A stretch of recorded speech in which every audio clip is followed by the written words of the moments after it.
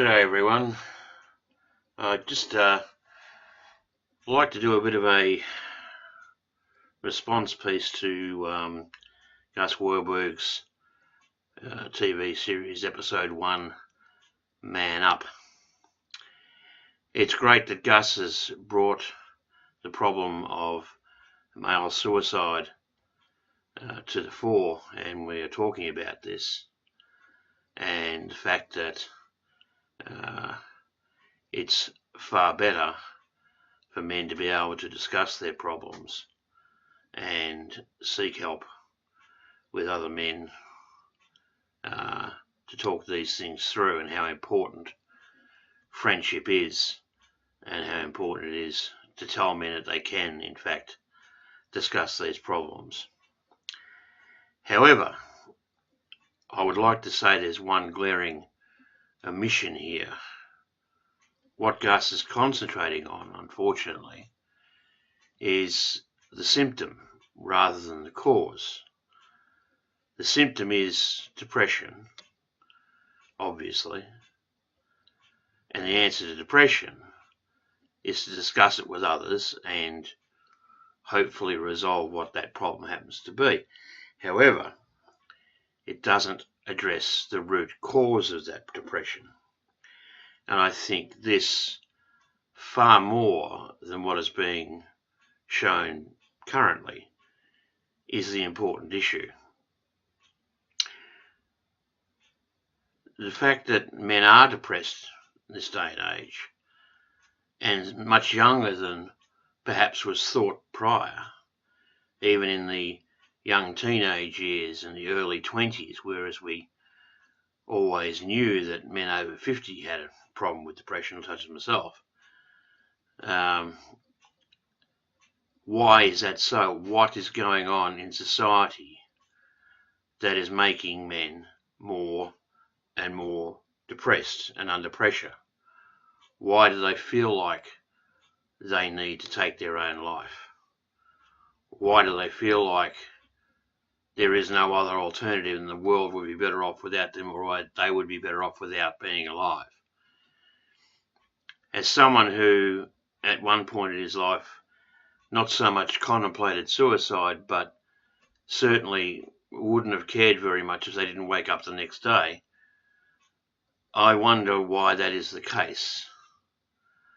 Personally, I believe that the depiction of men as we see them in this day and age is generally one that men cannot be proud of. We're depicted as violent, both sexually and physically, with women.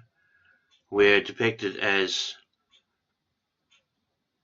bumbling idiots on television, people who won't ask directions, and people who won't or can't fix their television, or people who can't put in a baby seat, or people who just are foolish and require assistance.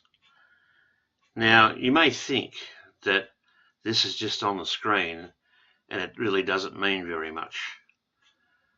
But you compile that with things like the new Victorian government initiative that is going to require boys and girls, for that matter, to attend safe relationship classes. Now, you can guarantee this is going to be put through on the principle that girls need to be afraid of boys, and boys are going to be violent to those girls, and they need to understand that that is their natural way of being, when it is patently not their natural state of being.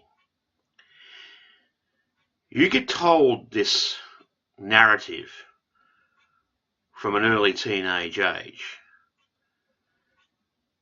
and it would be unlikely that you would feel anything but embarrassed and upset to be the gender that you had no choice but being when you were born.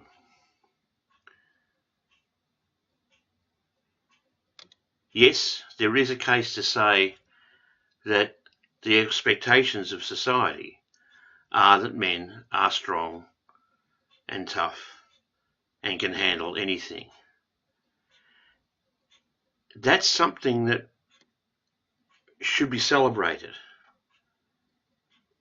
with the rider that when men are in trouble, singularly or as a group, that help is there to be had and there is no shame in taking it.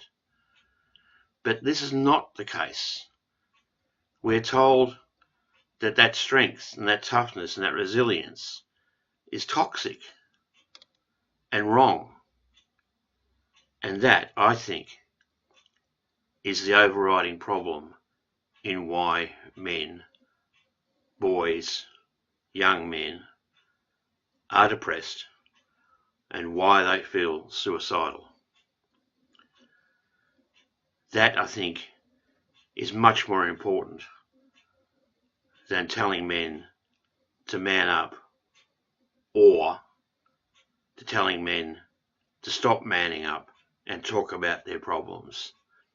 The root cause needs to be addressed, not the solution to the symptom.